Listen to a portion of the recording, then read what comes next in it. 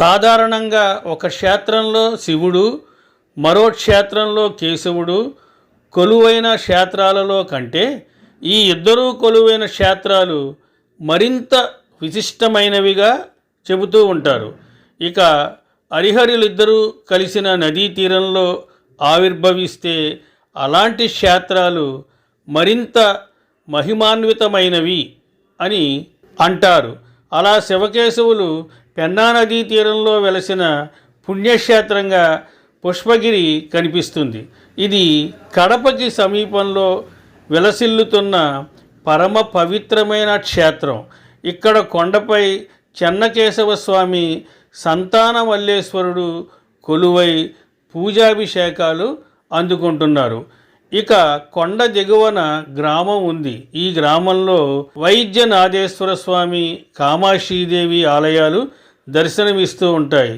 సువిశాలమైన ప్రదేశంలో నిర్మితమైన ఈ ఆలయంలో గోపురాలు, విమాన గోపురాలు, ప్రాకార మంటపాలు అంతా కూడా శిల్పకళా చాతుర్యంతో ఆశ్చర్యచకితులను చేస్తూ ఉంటాయి.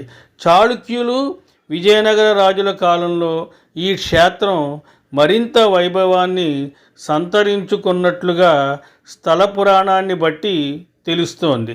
ఎంతోమంది రాజులు ఈ క్షేత్రాన్ని దర్శించినట్టుగా చెబుతారు. ఈ క్షేత్రానికి పుష్పగిరి అనే పేరు రావడానికి గల కారణంగా ఆసక్తికరమైన ఒక కథనం ఇక్కడ వినిపిస్తూ ఉంటుంది.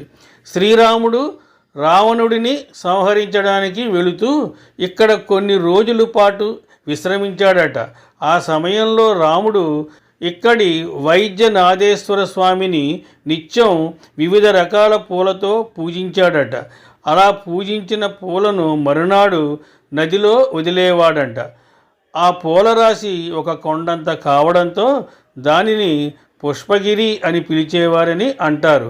అలా ఈ క్షేత్రానికి ఆ పేరు వచ్చిందని చెబుతారు.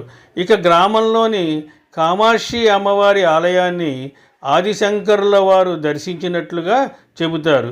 ఆదిశంకరుల వారు అమ్మవారిని పూజించి ఇక్కడ శ్రీచక్రం ప్రతిష్ఠించినట్టుగా స్థల పురాణం చెబుతోంది.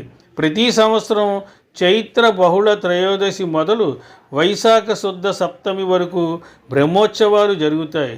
ఈ రోజుల్లో ఇటు చెన్నకేశవ స్వామి, అటు సంతానమల్లేశ్వరుడు ఇద్దరూ కూడా వివిధ వాహనాలపై ఊరేగుతూ భక్తులకు నయనానందాన్ని కలిగిస్తూ ఉంటారు. ఈ ఉత్సవాలను తిలకించడానికి దూర ప్రాంతాల నుండి భక్తులు తరలి వస్తూ ఉంటారు. ఈ ఆలయాలు మాత్రమే కాకుండా పుష్పగిరిలో ఎక్కడ చూసినా చిన్న చిన్న ఆలయాలు చాలానే కనిపిస్తూ ఉంటాయి. ఆధ్యాత్మిక పరమైన అనేక విశేషాలను మనసుతో పంచుకోవడానికి ప్రయత్నిస్తున్నట్టుగా అవి కనిపిస్తూ ఉంటాయి. ఇక్కడి నిర్మాణాలు చూస్తేనే వాటి ప్రాచీన వైభవం ఎలాంటిదనేది మనకి అర్థమవుతుంది. శ్రీరాముడి పాదస్పర్శతో పునీతమైన నేల ఇది. ఆదిశంకరుల వారు నడయాడిన పుణ్యభూమి ఇది. ఎంతోమంది ప్రభువులు భక్తులచే సేవించబడిన క్షేత్రం ఇది. అలాంటి ఈ క్షేత్రాన్ని తప్పకుండా అందరూ దర్శించుకోవాలి. స్వస్తి, శుభమస్తు.